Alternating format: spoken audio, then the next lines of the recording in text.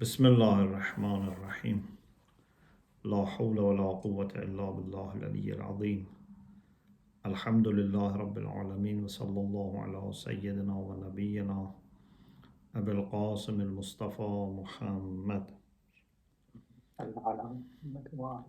وآله الطيبين الطاهرين لا سيما بقية الله في الأراضين أجل الله تعالى فرجه الشريف اللهم أخرجني من ظلمات الوهم وأكرمني بنور الفهم اللهم افتح علينا أبواب رحمتك وانشر علينا خزائن علومك برحمتك يا أرحم الراحمين. Alhamdulillah, we have tawfiq to continue our study of Ādāb al-Salāt by the late Imam Khomeini, and our discussion tonight is about Makanul Musallī, the place that we say our prayer. But the place also, like dress, has different levels. So we need to study 3 levels of place or a space. And then we will have a passage from Misbah Sharia again to reflect on. So he says, be aware that the wayfarer towards Allah subhanahu wa ta'ala, according to different realms of existence, has different places, and he has to fulfill requirements for each place so that can be considered as a true Musallī and can perform Salāt of Ahlul Ma'rifah, Salāt of people who are very close to Allah subhanahu wa ta'ala. The first level is the obvious one, is Nash'e Tabi'iyye, is the natural world, the physical world, the material world. This is the outward aspect of our existence. And you know that, as Rasulullah sallallahu alaihi wasallam said, the whole earth is a place that is made for sajda. جُعِلَتْ لِيَ الْأَرْضُ مَسْجِدًا وَطَهُورًا. The earth has been made for me and my Sharia a place of sajda and a means of purification. You can say your prayer in any part of the world, and also you can use earth as a way of purification.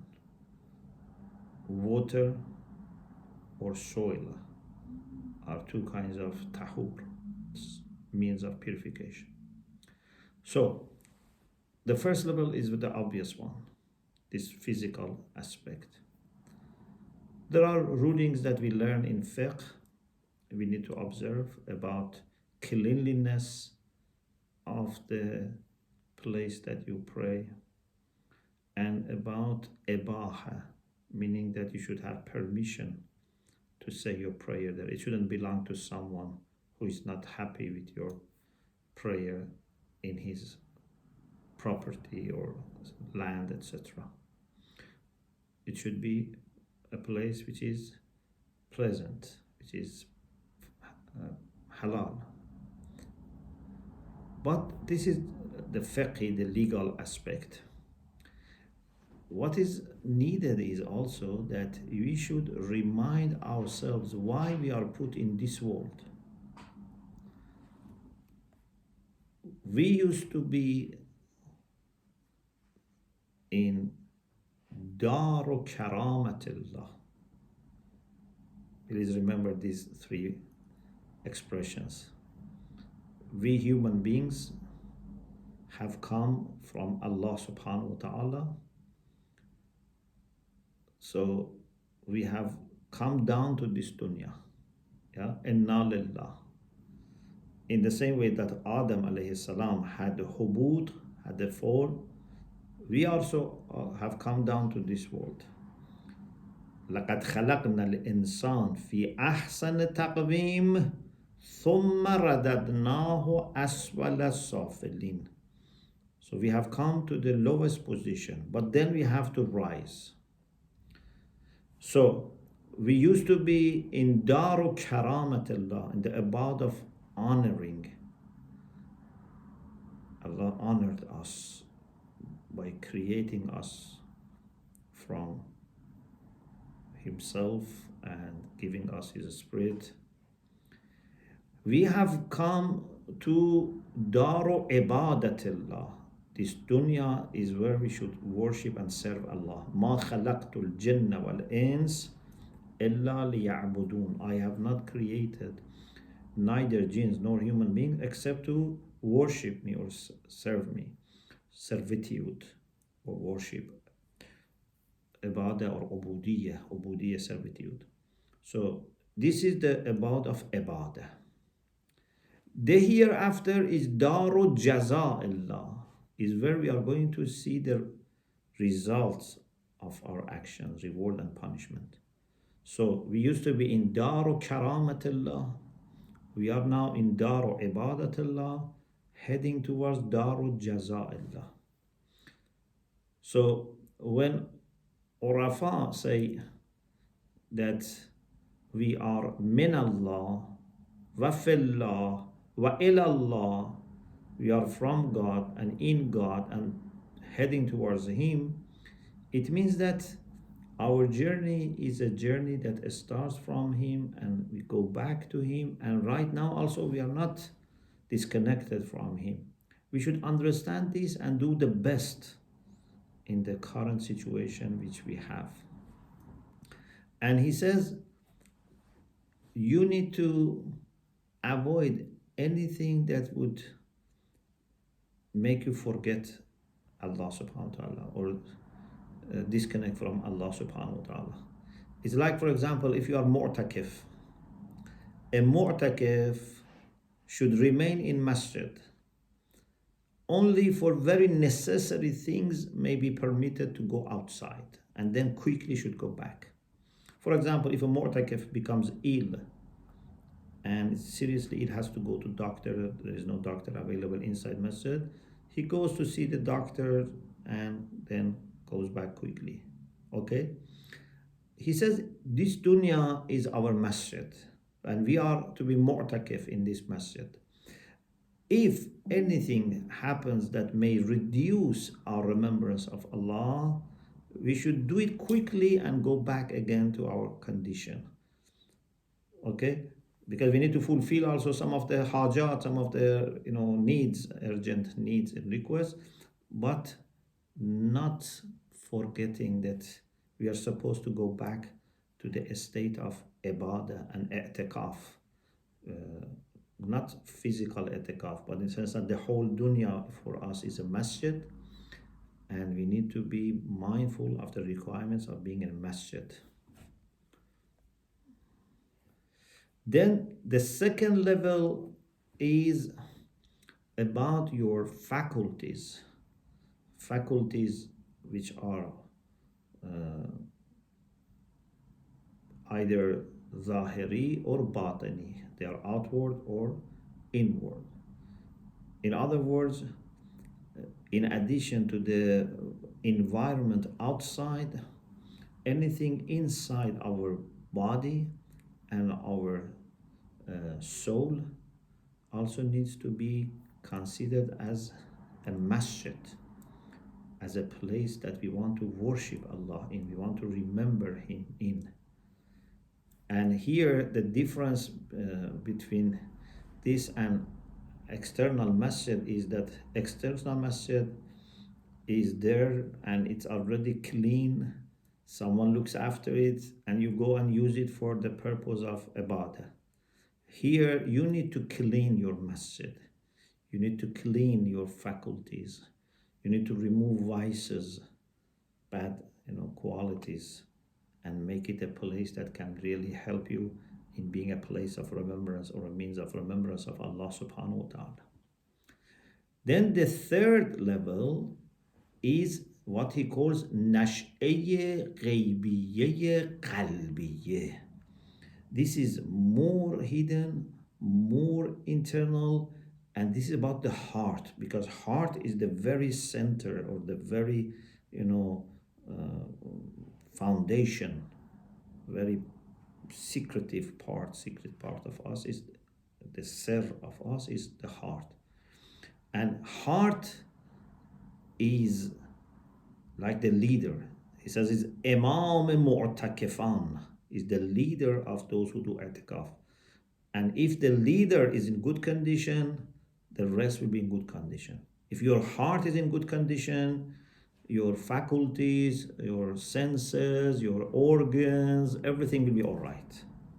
The main thing is what is happening in the heart. And also, what is important to know is that you will yourself decide what would be the condition of your heart. Again, it's not like a masjid outside. You have to build a place of remembrance of Allah and Ibāhah inside. And he has very beautiful point here. He says, if you detach yourself from your,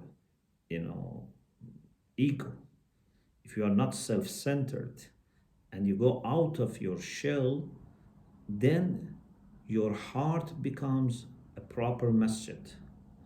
And then what happens is that Allah will have manifestations in this masjid. And Allah will praise Himself in this masjid. It's amazing. So he says, حق بتجلیات فعلیه ثم اسمائیه ثم ذاتیه. Allah will have manifestation through actions and through His names and even essence in this masjid, and He would praise Himself in this masjid, because you have become a tool for an agent for Him. So what is important in all these levels is to be mindful of Allah subhanahu wa ta'ala. Be always seeking Him. Khudaju. In everything you should be seeking Allah subhanahu wa ta'ala, and nothing should distract you from this. Even His blessings, even if He has honored you with some good qualities, they should not distract you from Himself, Allah Himself. Then there is a passage from Misbah al-Sharia about the manners of entering masjid. Although we said we have three kinds of masjid, three levels of masjid, here it starts with manners of entering the physical masjid. إذا بلغت باب المسجد, when you reach the gate of masjid, what should be your understanding? People of ma'rifah don't do things, just as robots or as a machine. They do things with mindfulness. You remember, in the equation I mentioned to you before, you have to do things with good reason and with alertness, consciousness. So when you want to enter masjid, you should have clear understanding, what is this place for and what I want to achieve here and how I should be prepared for entering. When we go to the shrine, we seek permission for entering the shrine. يا أيها الذين آمنوا لا تدخلوا بيوت النبي إلا أن يؤذن لكم. What about entering house of Allah? That also needs a kind of permission. And the permission is based on your understanding and knowing what you want to achieve. So when you reach the gate of masjid, فَعْلَمْ أنك قد قصدت باب ملك عظيم. Be aware that you are meaning to enter the gate of the house of a great king, the greatest king in the world. No king is comparable to him. You want to enter his house. This masjid can be a small masjid, can be a local masjid, but it's house of God. It is an entrance to the court of God, to the palace of God. And you want to enter into his realm. لا يطأ بساطه إلا المطهرون. No one can put his feet or her feet on the rugs there except those who are purified. You cannot bring dirt, dust from outside on the rugs of the house of the king. وَلَا يُؤْذَنُ لِمُجَالَسَتِهِ إِلَّا الصِّدِّيقُونَ. And no one will be permitted to accompany him except those who are very truthful. فَهَبِ الْقُدُومِ إِلَى بِسَاطِ خِدْمَةِ الْمَلِكِ هِيبَةً. So you have to have kind of fear and worry. I'm going to see the king. I'm going to put my feet on the rug that the king, has put in his room. Am I ready for that? Am I honest? Are my services honest, genuine? فَإِنَّكَ عَلَى خَطَرٍ عَظِيمٍ إِنْ غَفَلْتَ. You are facing big risk if you are not careful, if you are heedless, if you do something wrong in front of the king. فَعَلَمْ أَنَّهُ قَادِرٌ عَلَى مَا يَشَاءُ مِنَ الْعَدْلِ وَالْفَضْلِ مَعَكَ وَبِكَ. Be aware that he can have two kinds of treatment for you. He can treat you with justice. He can treat you with favor. He can say, based on what you have done and your records, we will treat you. He's not going to do injustice, but based on what you deserve. And he can be very kind and forgiving and merciful and treat you with fadl, with favor. إن عطف عليك برحمته وفضله. If he shows mercy and favor to you, قبل منك يسير الطاعة. He would accept your little obedience, your small acts of obedience.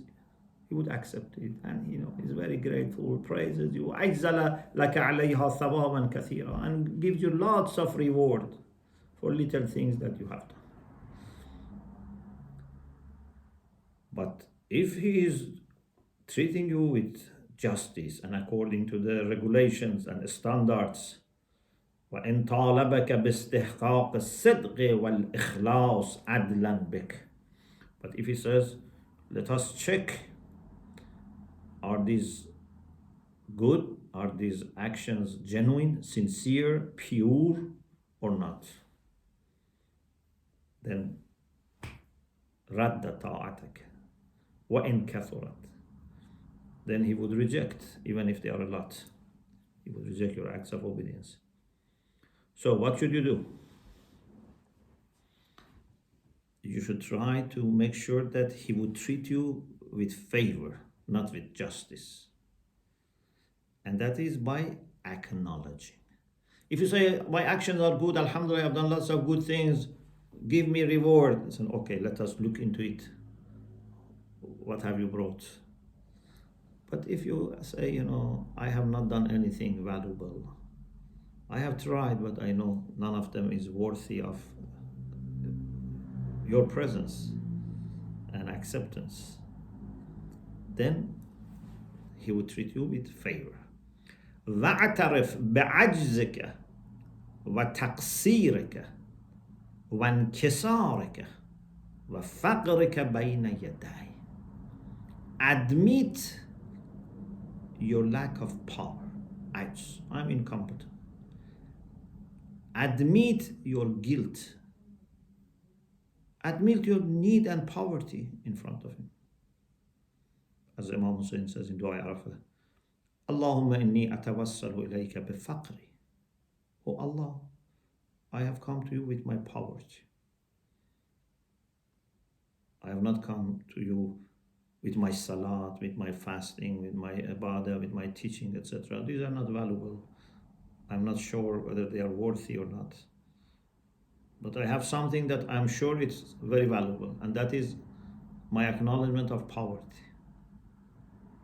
I'm needy. So, فإنك قد توجهت للعبادة والمؤانسة به. Because you have gone there to serve him and be close to him, acquainted with him. You know, when you go to the king, you like to have some time to, be with king and, talk and, listen and enjoy if possible, if you are such a person that the king accepts your companionship. وَأَعْرِضْ أَسْرَارَكَ عَلَيْهِ.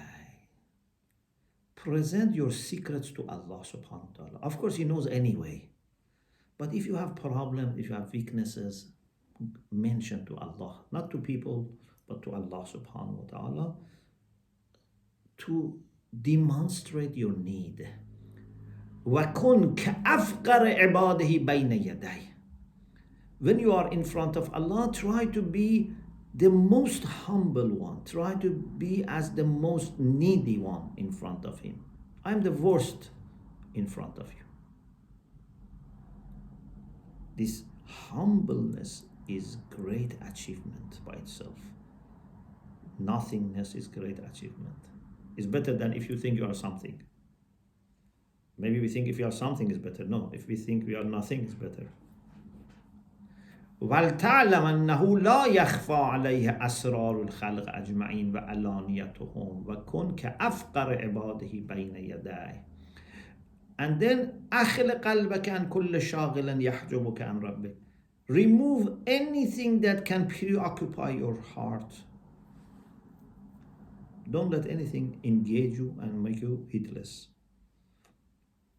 فَإِنَّهُ لَا يَقْبَلُ إِلَّا الْأَطْهَرَ وَالْأَخْلَص. Allah only accepts those which are more pure, more clean. Also, وَانْظُرْ مِنْ أَيَّ دِيوَانٍ يَخْرُجُ اسْمُكَ. The kings have list of people who are good, list of people who are bad, who are criminals. So it's very important to see from which list our names come. So this is at the time of entering masjid. We are thinking, and then if our list comes from list of good people, then you would feel nice. You would feel you are going to enjoy Ibāhah in masjid. You are accepted. There is a good feeling in your heart, which is sign of being in the good list. فَإِنْ ذُقْتَ. If you taste حلاوة مناجاته واللذيذ مخاطباته.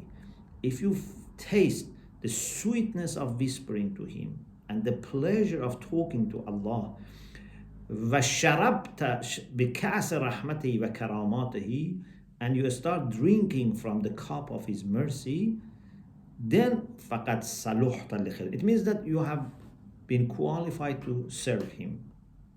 فادخل, enter now. فلك الإذن والأمان. You have permission and you have protection. No one can stop you. No one can harm you. No one can, question you when the king gives you permission to enter.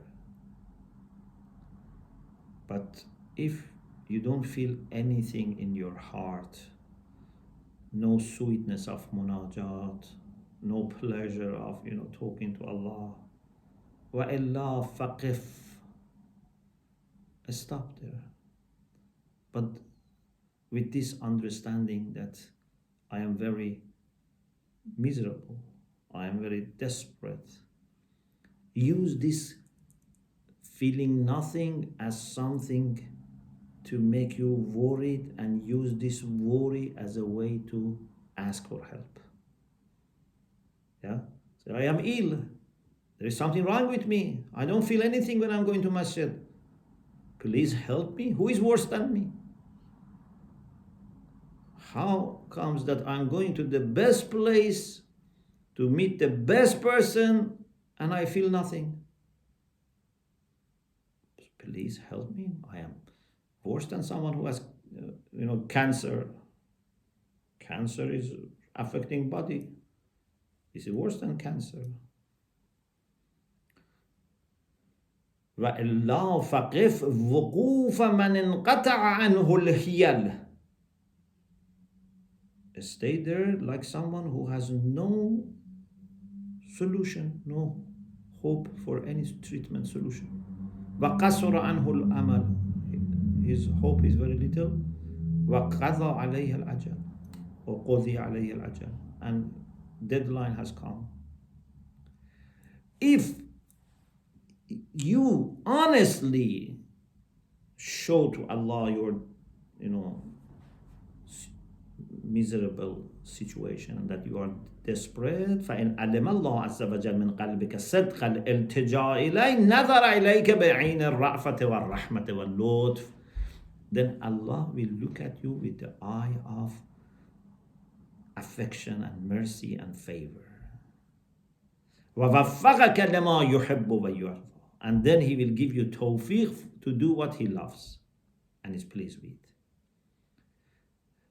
فَإِنَّهُ كَرِيمٌ يُحِبُّ الْكَرَامَةِ. Allah is very honorable and generous and loves to honor عِبَادِهِ الْمُضْطَرِّينَ إِلَيْهِ. Those servants of Him that who are mustar, who are desperate, He wants to honor them and be very generous to them. But just acknowledge that. Don't be arrogant or careless. Either we are sometimes arrogant or careless, but if we are desperate and we ask for Him with humbleness, He would help us.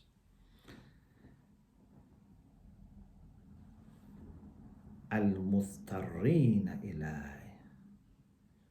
Those who are needy and they stay at His door and they seek His pleasure. قال تعالى أَمَّنْ يُجِيبُ الْمُضْطَرَّ إِذَا دَعَاهُ وَيَكْشِفُ السُّوءِ. In Misbah Sharia refers to this ayah. Who is the one who responds to the mustar, to the miserable and desperate ones when they call Him, and then removes the bad things.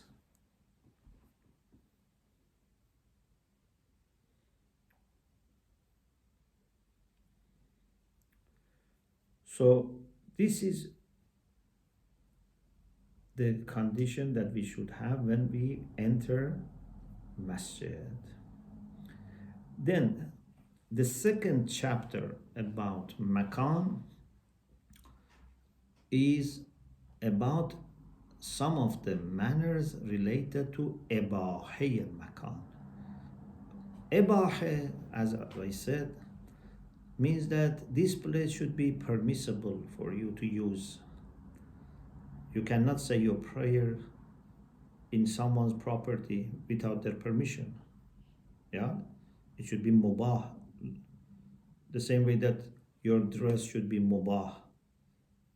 Okay? Your place of worship also must be mubah. But look at the way Ahlul Ma'rafah look at this. It's not just being careful about taking permission from people if you are using their house or office or whatever. It's much more than that. So look at this beautiful discussion. He says this world is the world for Ibādah, for serving Allah subhanahu wa ta'ala. Any action, any tasarruf is sometimes translated as manipulation, but manipulation in the general sense. You can say any act, any practice. In this world, which is not according to the pleasure of Allah, is not permissible. Anything which is done with satanic intention is not permissible. We need to remove Satan or Iblis from our presence so that this place becomes mubah, becomes permissible and free for us to use. Otherwise, we don't have permission. So if you want to listen to shaitan, you don't have permission to say salat here and connect to Allah subhanahu wa ta'ala. So he says, Iblis al-la'in aduwwullah است. Iblis is enemy of God. و تصرفات او و هر تصرف ابلیسی در عالم طبیعت جائرانه و قاسبانه است. His actions and any satanic action, whether it is actions of Iblis himself or anything which is satanic, is unjust and is a kind of qasb, usurping. There is no permission. پس سالک الله اگر خود را از تحت تصرفات آن پلید بیرون کرد تصرفاتش رحمانی گردد. So if the wayfarer can bring himself or herself out of the practices of shaitan, his actions or her actions become rahmani, godly. Then مکان و ملبس و مطعم و منکح او مباح و پاکیزه شد. Then the place becomes clean and pure. Clothes, food, marriage, everything becomes clean. But as much as the person is under influence of shaitan, shaitan becomes partner in the actions of this person and becomes wrong. And you have no permission to use this dunya for such things. Like a person who wants to say his prayer in a place that doesn't belong to him. Look at the depths of the discussion about place of salat.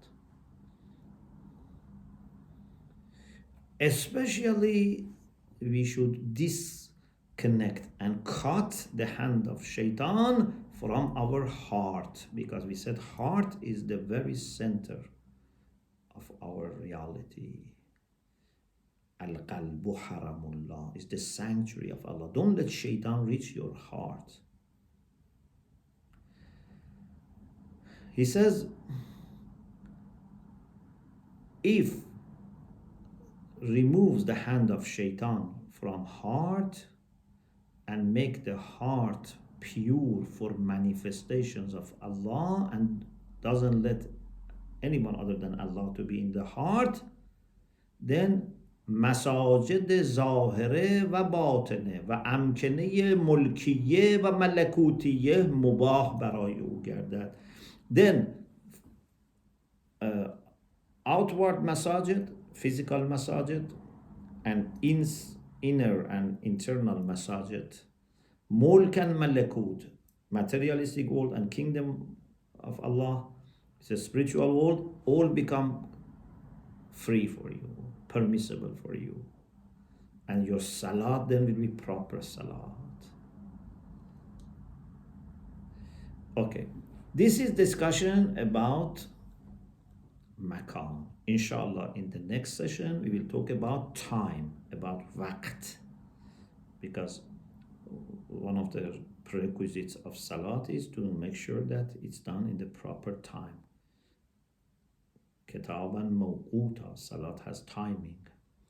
We ask Allah subhanahu wa ta'ala to help us to perform our salat with joy, pleasure, and proper manners. Alhamdulillah Rabbil Alameen.